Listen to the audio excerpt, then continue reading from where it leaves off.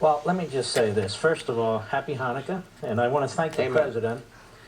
I want to thank the President for getting this vaccine as fast as he did. There's inertia in the bureaucracy, inertia with corporations. He knew they needed money. He knew they needed direction as a private sector former developer could, and he's going to wind up saving millions and millions of people. Not Fauci, not Birx, not the bureaucracy. It's Trump.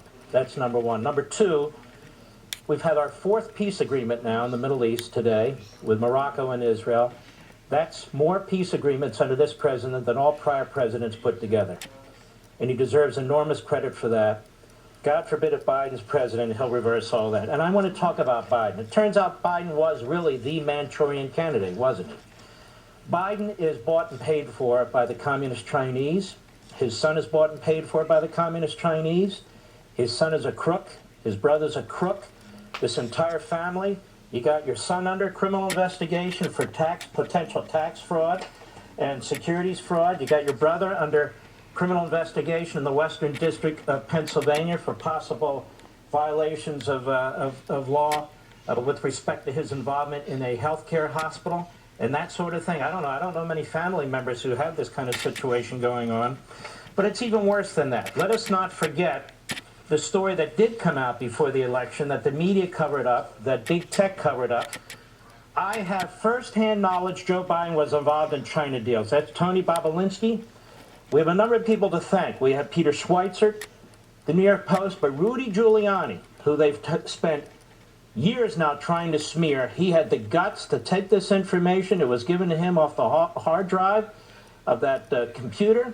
They made it public. We wouldn't even know about Tony Bobolinsky if it wasn't for Rudy and what he did. And what did he say? What did he say on the record? He said on the record that Joe Biden was aware of this deal and deals, that Joe Biden was going to get a big chunk of the millions of dollars in it, that Joe Biden was aware of his son's dealing in China. That is blockbuster. That is blockbuster. The New York Times, which covered up the Holocaust, covered this up. The Washington Post, which covered up the Holocaust, covered this up. CNN, we know thanks to James O'Keefe from Project Veritas, that Jeff Zucker from the top said don't pursue this story. Every newsroom in America, bar a few, covered up this story, and it is a huge story. Now we have early voting, we have mail-in voting, and God forbid if this man becomes president of the United States, this family is crooked. No wonder China wanted this family in office. Let me tell you something else that's taking place here. The fact of the matter is the people that Biden would bring into office, from his Secretary of State to his Director of National Intelligence to his Education Secretary, they're all appeasers of China. All appeasers of China. And that would include Antony Blinken, who he would want to nominate as Secretary of State. Avril Haines, who he wants to nominate as Director of National Intel. John Kerry, the biggest of the appeasers. And by the way, not only appease China, but the regime in Iran, the regime in Cuba. They talk about the president liking dictators. These guys love dictators. They do business with dictators. The woman he wants to bring in as Education Secretary, she wrote a book called Empowered Educators, How High-Performing Systems Shape Teaching Quality Around the World. She's praising the Chinese educational system. And what can you expect from our media? You have a guy like Thomas Friedman, on more than one occasion, has praised the autocracy in China, praises communist China.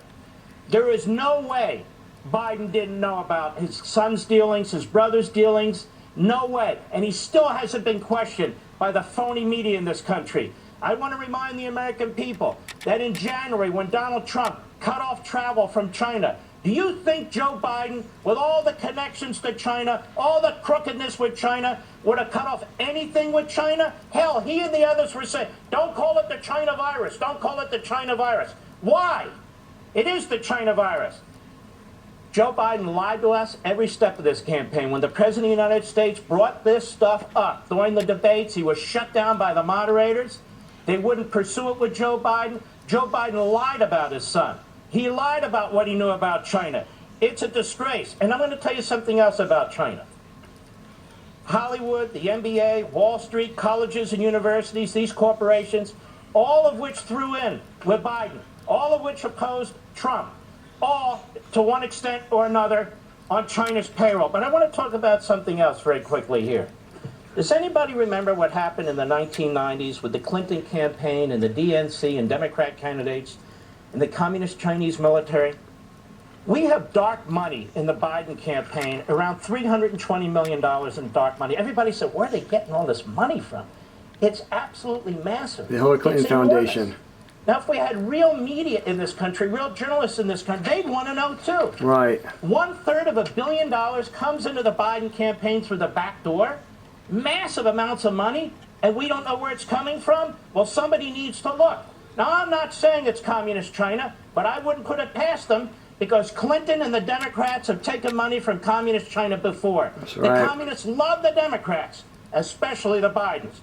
This, I want people to remind you, it is from Unfreedom of the Press, my book. You don't have to buy it. I'm telling you what's in it. The LA Times, which did take an investigative interest in the story, the chief of China's military intelligence secretly directed funds from Beijing to help re-elect President Clinton in 1996. Anyone remember this?